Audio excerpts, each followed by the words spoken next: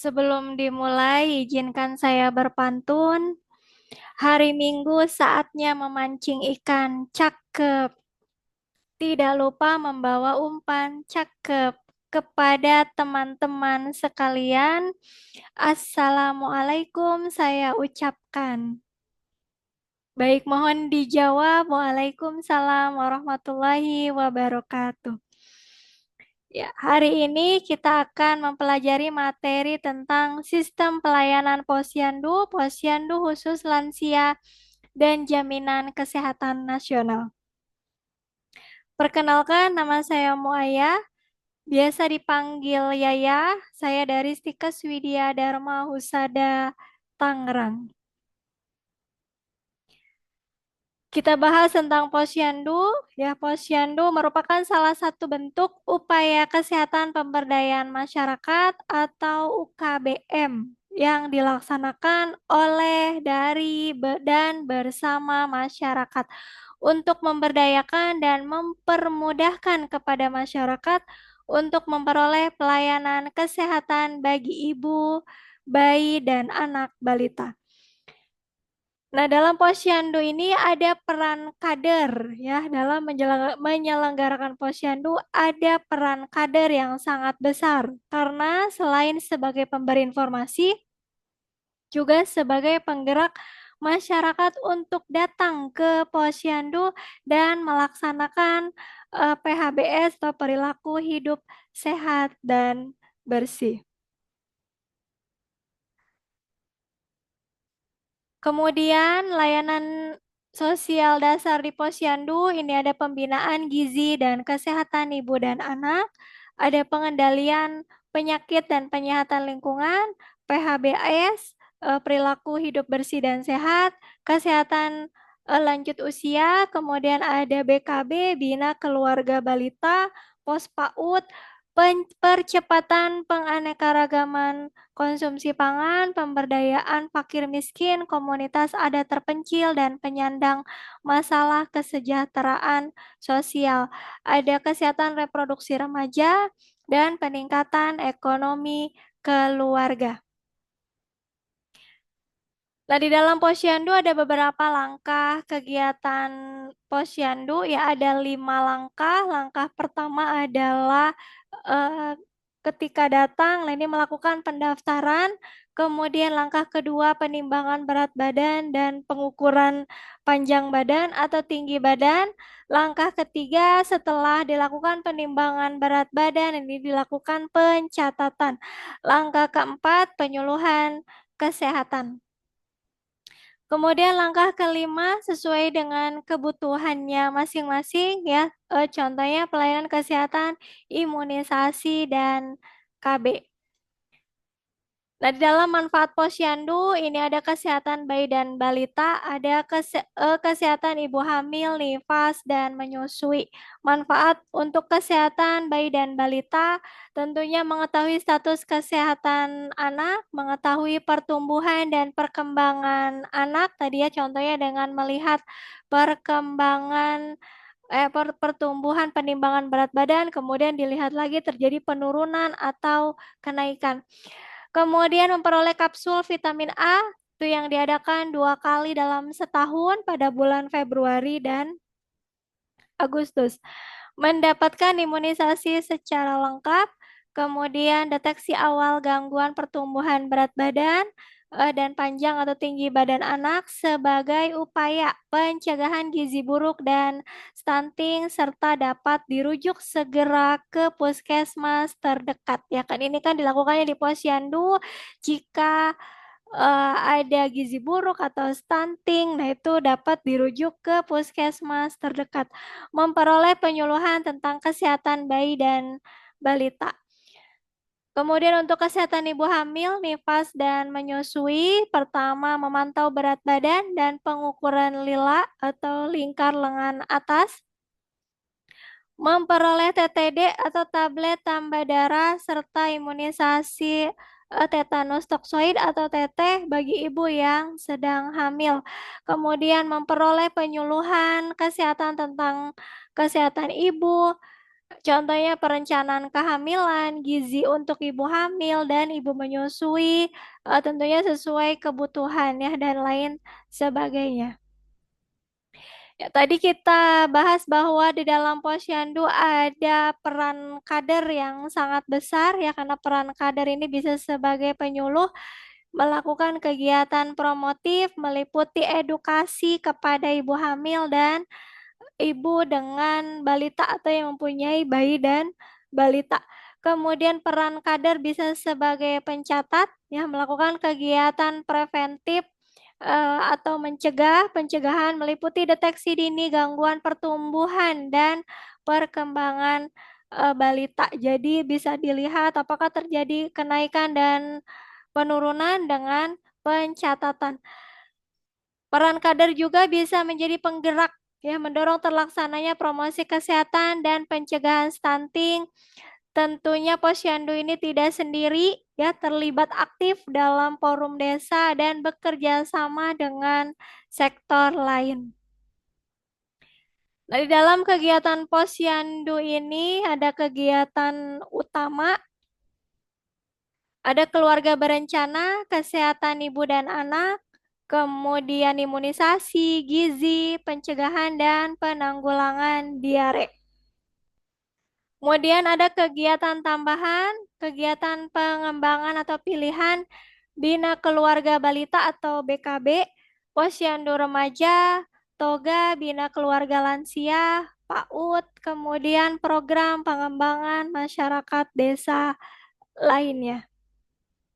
Ya, baik tadi terkait posyandu, sekarang terkait posyandu lansia. Ya, apa sih posyandu lansia itu? Posyandu lansia adalah pos pelayanan terpadu untuk kesehatan masyarakat lanjut usia di suatu wilayah tertentu yang sudah disepakati dan digerakkan oleh masyarakat agar lanjut usia mendapatkan pelayanan kesehatan yang memadai dan merupakan kebijakan pemerintah untuk pengembangan pelayanan kesehatan bagi lansia yang penyelenggaranya melalui program Puskesmas dengan melibatkan peran serta lansia, keluarga, tokoh masyarakat, dan organisasi sosial.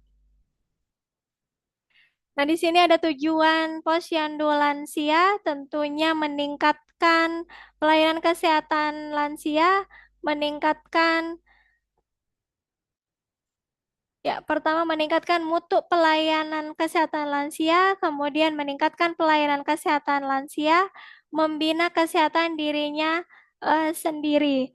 Ya, setelah membina kesehatan dirinya sendiri, tentunya harus meningkatkan kesadaran pada lansia untuk meningkatkan derajat kesehatan dan mutu pelayanan kesehatan usia lanjut di masyarakat untuk mencapai masa tua yang bahagia dan berdaya guna bagi keluarga.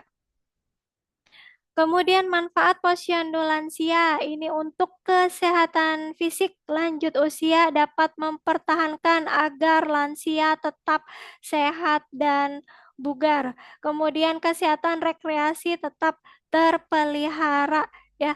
Tentunya kesehatan fisik ya, selain kesehatan fisik, kesehatan psikologi juga harus tetap terpelihara dengan kesehatan rekreasi. Dapat menyalurkan minat dan bakat untuk mengisi luang waktu ya biasanya lansia ada yang hidupnya sendiri atau pasangannya sudah meninggal duluan atau anak-anaknya banyak tapi sudah sibuk masing-masing atau sibuk dengan keluarga masing-masing sehingga merasa lansia ini kesepian atau merasa tidak berguna gitu ya. Nah, ini bisa dapat menyalurkan minat dan bakat untuk mengisi waktu luang. Jadi walaupun sudah lansia tetap bisa produktif. Kemudian manfaat posyandu lansia, pengetahuan lansia menjadi meningkat yang menjadi dasar pembentukan sikap dan dapat mendorong minat lansia sehingga lebih percaya diri di hari tuanya. Nah, ada mekanisme pelayanan posyandu lansia. Ini ada 5 meja. Ya, meja pertama itu tempat pendaftaran, kemudian meja kedua tempat pengukuran dan penimbangan berat badan, meja ketiga pencatatan tentang pengukuran tinggi badan dan berat badan, IMT atau indeks massa tubuh, dan mengisi KMS. Kemudian di meja keempat ada tempat melakukan kegiatan konseling dan pelayanan pojok gizi, penyuluhan kesehatan individu berdasarkan KMS, serta pemberian PMT. Di meja kelima, pemeriksaan kesehatan dan pengobatan, mengisi data-data hasil pemeriksaan kesehatan KMS. Oke, kegiatan posyandu lansia ini ada beberapa bentuk pendekatan. Beberapa bentuk pendekatan pelayanan kesehatan ada promotif, yaitu upaya peningkatan kesehatan, misalnya penyuluhan. Ya, misalnya penyuluhan PHBS, perilaku hidup sehat, gizi usia lanjut dalam upaya meningkatkan kesegaran atau kebugaran jasmani. Kemudian pendekatan kedua ada preventif, yaitu pencegahan penyakit, mendeteksi dini adanya penyakit dengan menggunakan KMS lansia. Pendekatan ketiga itu ada kuratif, yaitu mengobati penyakit yang sedang diderita lansia. Kemudian ada rehabilitatif, yaitu upaya untuk mengembalikan kepercayaan diri pada lansia.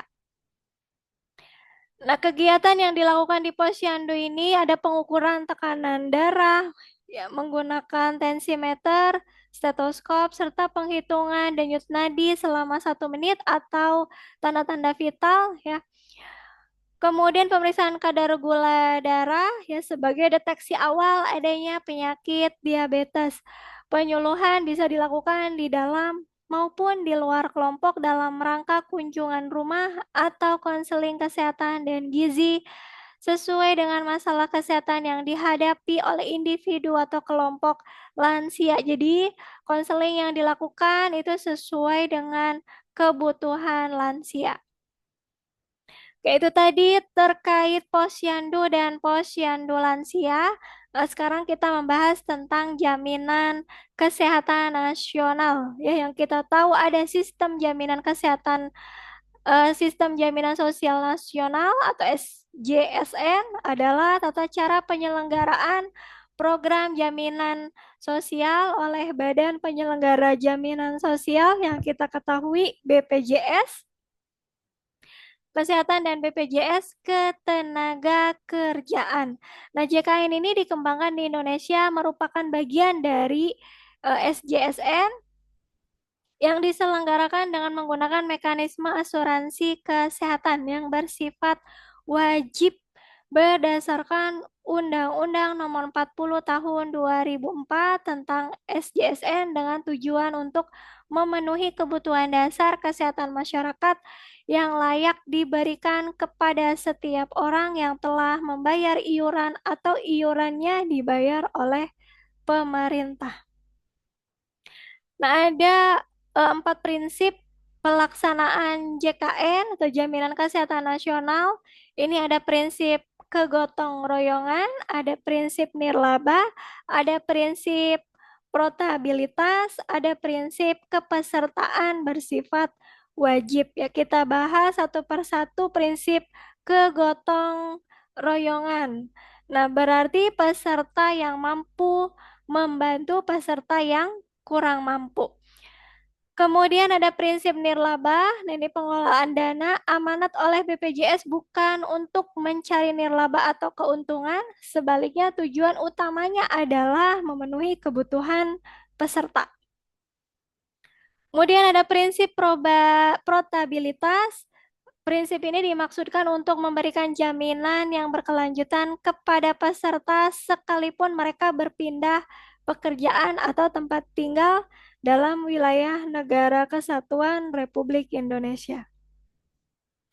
Kemudian ada prinsip kepesertaan bersifat wajib, ya. Jadi kepesertaan bersifat wajib dimaksudkan agar seluruh rakyat Indonesia menjadi peserta sehingga dapat terlindungi. Oke, kepesertaan jaminan kesehatan nasional ini ada di dalam Perpres Republik Indonesia nomor 111 tahun 2013 pasal 6 menyatakan bahwa kepesertaan JKN bersifat wajib dan mencakup seluruh penduduk Indonesia. Di dalam Undang-Undang SJSN diamanatkan bahwa seluruh penduduk wajib menjadi peserta jaminan kesehatan termasuk WNA ya. Jadi warga negara asing ini juga wajib menjadi peserta JKN yang tinggal di Indonesia lebih dari 6 bulan. Jadi kalau WNA tinggal di Indonesia lebih dari 6 bulan, nah ini wajib menjadi peserta JKN, kepesertaan JKN. Oke. Untuk menjadi peserta harus membayar iuran jaminan kesehatan bagi yang mempunyai upah atau gaji, iuran berdasarkan persentase upah atau gaji yang dibayar oleh pekerja dan pemberi kerja. Bagi yang tidak mempunyai gaji bagaimana? Nah, bagi yang tidak mempunyai gaji atau upah, besaran iurannya ditentukan dengan nilai nominal tertentu. Sedangkan bagi masyarakat miskin dan tidak mampu membayar iuran, maka iurannya ditanggung oleh pemerintah. Ya. Baik, tentunya ada manfaat JKN, ya, terutama manfaat medis berupa layanan kesehatan yang tidak terkait dengan besaran iuran yang dibayarkan. Manfaat non-medisnya meliputi akomodasi dan ambulans. Ambulans hanya diberikan untuk pasien rujukan dari fasilitas kesehatan dengan kondisi tertentu yang diatur oleh BPJS Kesehatan. Manfaat JKN mencakup pelayanan promotif, ya, edukasi atau penyuluhan, kemudian preventif, bentuk pendekatan pencegahan, kuratif, mengobati, dan rehabilitatif, pemulihan, termasuk pelayanan obat dan medis habis pakai sesuai dengan kebutuhan medis. Nah, pelayanan kesehatan yang dijamin ya, tentunya ada pelayanan kesehatan yang dijamin, ada yang tidak. Pelayanan kesehatan tingkat pertama yaitu pelayanan kesehatan non spesialistik, mencakup administrasi kesehatan, pelayanan promotif dan preventif, pemeriksaan, pengobatan dan konsultasi medis, tindakan medis non spesialistik, baik operatif maupun non operatif, pelayanan obat dan bahan medis habis pakai, transfusi darah sesuai kebutuhan medis, pemeriksaan penunjang, diagnostik laboratorium di tingkat pertama. Kemudian rawat inap tingkat pertama tentunya sesuai dengan indikasi. Ya, baik, itu sudah kita bahas tentang posyandu, posyandu khusus lansia atau posyandu lansia, kemudian terakhir tentang jaminan kesehatan nasional. Ya, jika ada yang kurang paham, boleh ditanyakan. Sampai ketemu di pertemuan selanjutnya atau di materi selanjutnya. Kurang lebih mohon maaf. Billahi taufik wal hidayah. Wassalamualaikum warahmatullahi wabarakatuh. Terima kasih.